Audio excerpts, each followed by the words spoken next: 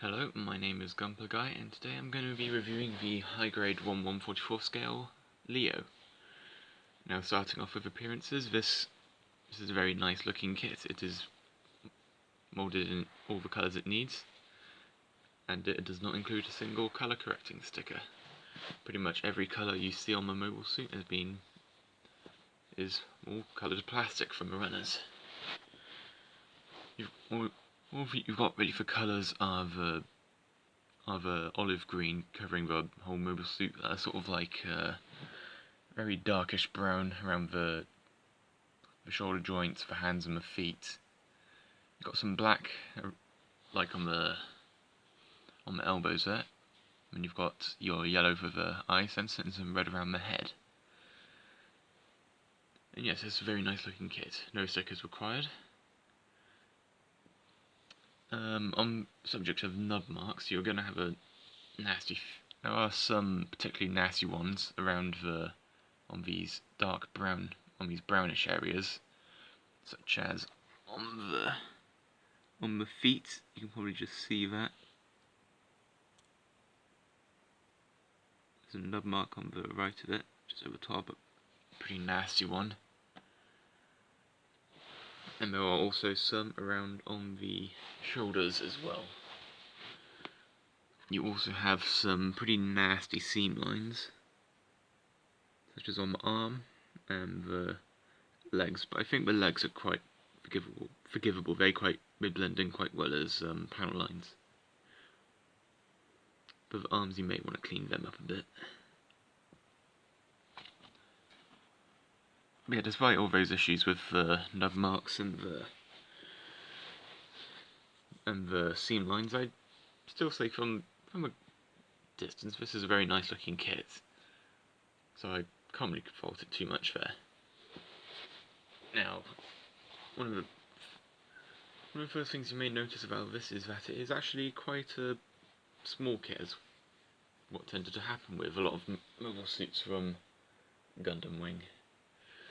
For example, here it is next to my painted gold RX-782, only coming up to just above its shoulders. Now let's put it next to a big mobile suit, the real grade Unicorn Gundam, which basically towers over it. And the only kits that I have which are smaller is the SD Crossbone Gundam and this mobile worker thing, which I got from that was the high grade GM Sniper 2. And we'll put a pilot figure in there, just for scale. So yeah, it's quite a small kit, but that doesn't really detract from its quality at all. Just something I'd like to point out.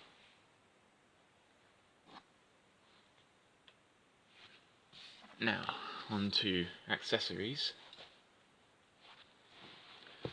First up, we have the Leo's standard machine gun.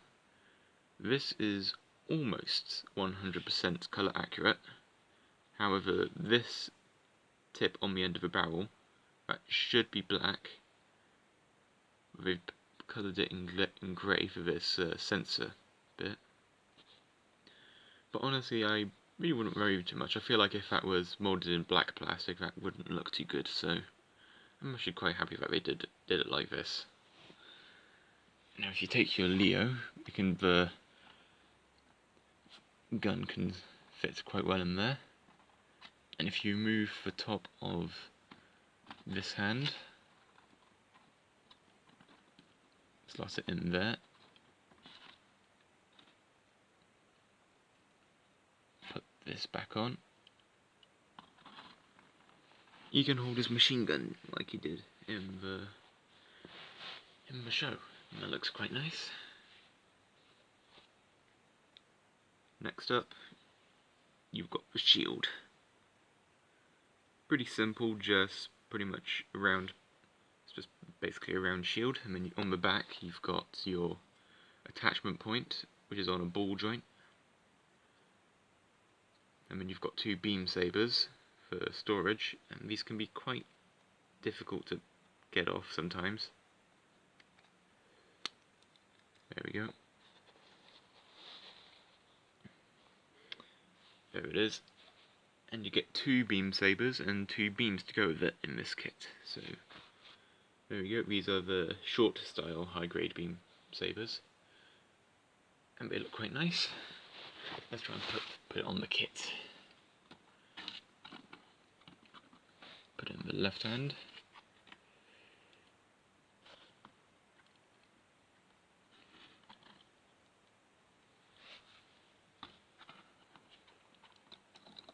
Oops. Yeah, that arm tends to fall off a bit. We'll get onto that in a bit. But yeah, there you go. And here we have the Leo in a bit of an action pose with his pretty much as you can equip with kit. You've got your beam saber, your machine gun, and the shield, and that is pretty much all that you get with this kit. It's not too rich on accessories, but that helps keep the price low. And if I remember, this kit cost about £6 from when I bought it. So it's quite a nice, cheap kit. This is definitely one of those kits that Bandai wants you to army build. But yeah. Now, moving on to the articulation. At the head, we have basically nothing. This little bit at the front basically blocks all articulation. If you pop the head off a ball joint a bit, it can turn a bit, but you're really not getting much from there. So you've basically got a paralysed neck. The arms, they can move out that far. This little thing here is basically just on a... You can basically just move that back and forth to move out of the way if you want. The arm, you've got a rotation up here. A single jointed elbow, that still gets you more than really good bend there. So that's pretty much more than you... So that's pretty much more than you need for this. And then the wrist is on a ball joint. At the waist, you've got back and forward, so not too much. Side to side. That's actually surprising. I think that might even be better than the crunch forward.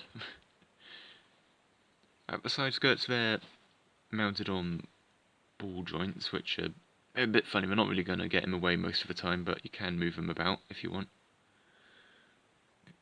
These front skirts here, these are connected. They're if you separate them, they're basically ball joints. At the leg, it can go out that far and back that far. Out to the side. It can nearly do the splits. Actually, I'm pretty sure it can.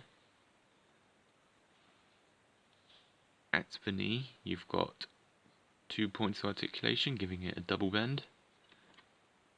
Very nice. And then at the foot, you've got forward, back, and side to side.